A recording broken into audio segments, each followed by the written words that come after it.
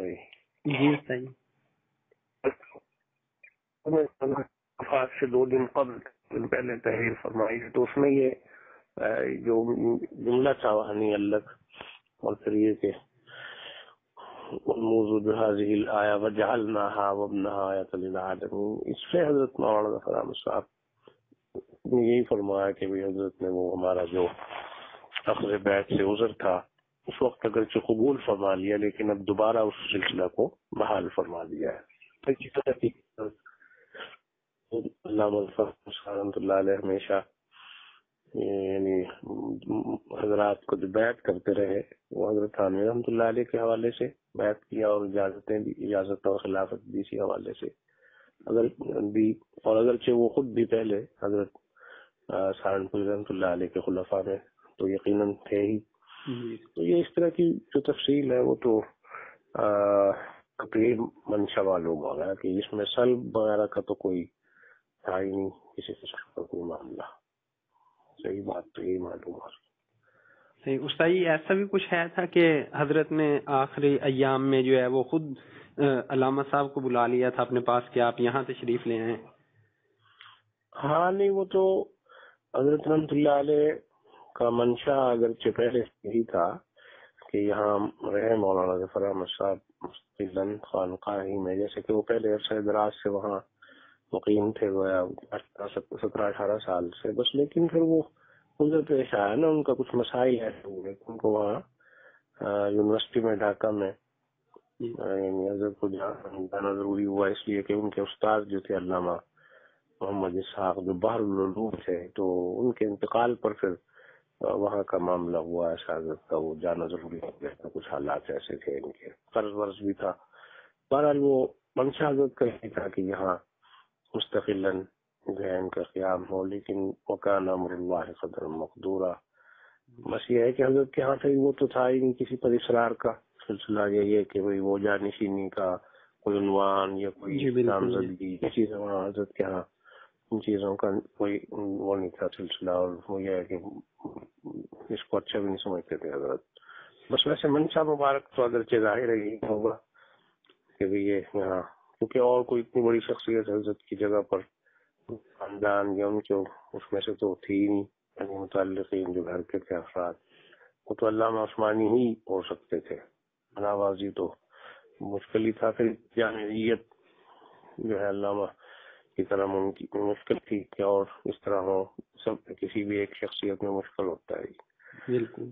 باقی وہ تو پھر غالب تھا اللہ کا امر، وہ تو پھر غالب. جنازہ جو ہے وہ جو پڑھایا وہ کوئی وصیت تھی یا ویسے ہی سب حضرات نے؟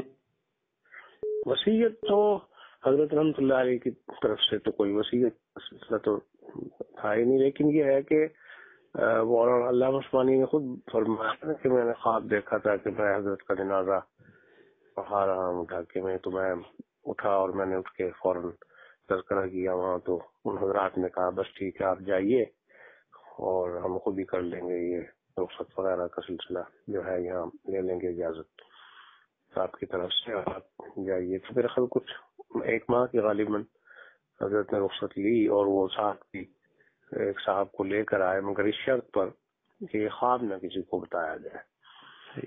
تو اس میں پھر جب یہاں حضرت کے حاضری ہوئی تو حضرت نے دیکھ کے وہ خوشی کا اظہار فرمایا، بہت خوش ہوئے حضرت اور پوچھ لیا کہ چھٹی کتنی ہے.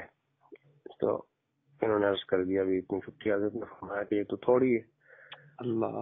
انہوں نے کہا کہ ایسا حضرت کہ اور لے لیں گی چھٹی، حضرت کا خیر کرے آپ کی صحت ہو، چھٹی اور بھی آ جائے گی. اس طرح کی بات تو فرمائی حضرت نے. بات اگرچہ یہ بھی نقل کیا انہوں نے کہ حضرت نے بعد میں کسی سے شاید تذکرہ فرمایا ہوگا یہ کہ بھئی ماشاء اللہ مولوی ظفر آ گئے ہیں، میری جنازہ پڑھانے والے آ گئے. کوئی اس طرح کی بات سننے میں آئی ہے، مگر کوئی میرے خیال یہ مستند شاید ہے یا نہیں، واللہ عالم. باقی حضرت کا تو اتنا ہی معاملہ تھا کہ میں نے خواب دیکھا تھا اور اس کے بعد پھر میں یہاں حاضر ہوا اور حضرت نے مجھ سے چھٹی کا پوچھا اور وہ سارا. لیکن اسی دوران پھر وہ جو ہے حضرت کا وصال ہوا اور پھر عین وصال کے وقت جو ہے حضرت مولانا وہاں حاضر تھے اور فرماتے بھی ہیں کہ میں آخر تک وہاں رہا، یاسین بھی پڑھتا رہا اور شہد ملا کے پانی میں حضرت کو میں زمزم بھی یہ دیتا رہا، آخر تک پلاتا رہا، اور میرے سامنے ہی حضرت کا وصال اور انتقال ہوا. یہ حضرت نے خود بھی مولانا فرحان صاحب نے یہ بات فرمائی.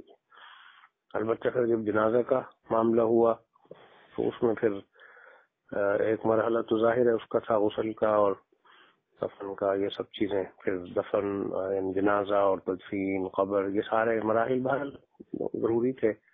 قبر کا تو پھر وہ خواجہ صاحب نے لکھا بھی ہے، قبر مبارک حوالے سے اس میں خاتمۃ السوانے میں ہے کہ بھئی وہ مولانا شبیر علی بھی اور عبد الکریم گنتل بھی، دادا جی کا بھی لکھا ہے کہ یہ حضرات وہاں قبرستان میں گئے ہیں، قبرستان عشق بازاں جو وقف تھا حضرت کی طرف سے جگہ. تو ان دونوں حضرات نے پھر وہ جو ہے کہا کہ بھی قبر حضرت کی یہاں ہو. تو دونوں کی اتفاق یہی رائے تھی کہ اس جگہ پر حضرت کی قبر ہونی چاہیے. پھر سب نے اس کو پسند بھی کیا اور وہیں حضرت کی تدفین بھی ہوئی اس قبر مبارک میں. یہ بھی لکھا خواجہ صاحب نے خاتمۃ السوانے میں. باقی جب جنازے کا موقع آیا تو پھر بہت سے حضرات تھے، ان کے حضرات بھی تھے بڑے، حضرت مولانا عبداللطیف صاحب رحمۃ اللہ علیہ وغیرہ، دیوبند کے، سہارنپور کے، سب جگہ کے تھے. لیکن وہ جنازہ کے جو ولی تھے وہ حضرت کے بھائی تھے. صحیح. تو انہوں نے پھر یہ ہے کہ عین وقت پر پکار کے کہا مولوی ظفر آؤ تم جنازہ پڑھاؤ ان کا، مولانا کا، اپنے ماموں کا. تو اس پر حضرت نے، مولانا عثمانی نے یہ بات فرمائی کہ بھئی سہارنپور کے حضرات بھی ہیں، بڑے حضرات تشریف لائے ہوئے ہیں. تو اس پر ماموں نے کہا کہ نہیں تم پڑھاؤ جنازہ. تو حضرت نے پھر وہ آگے بڑھ کے جنازہ پڑھایا، اور پھر یوں اس طرح گویا کہ اللہ تعالیٰ نے وہ خواب جو ہے وہ اس کی تعبیر ظاہر فرمائی اور اس خواب سچا ہو گیا. پھر اجازت بھی دے دی مولانا فرحان صاحب نے کہ بھی اب وہ خواب جو ہے نا بیان کیا جا سکتا ہے جو میں نے ڈھاکہ میں دیکھا تھا، کیونکہ اللہ تعالیٰ نے اس کو سچا کر دیا، تعبیر بھی اس کی ظاہر ہو گئی. بس یہ من جانب اللہ ہی ہے، تو قدرتی طور پر سب چیزیں.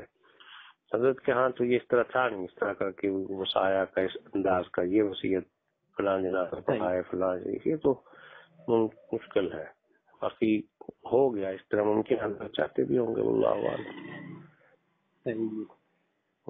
اللہ آپ کو جزائے خیر دے جی. آمین آمین. ٹھیک ہو گیا، جزاک اللہ. السلام علیکم. اچھی بات ہے.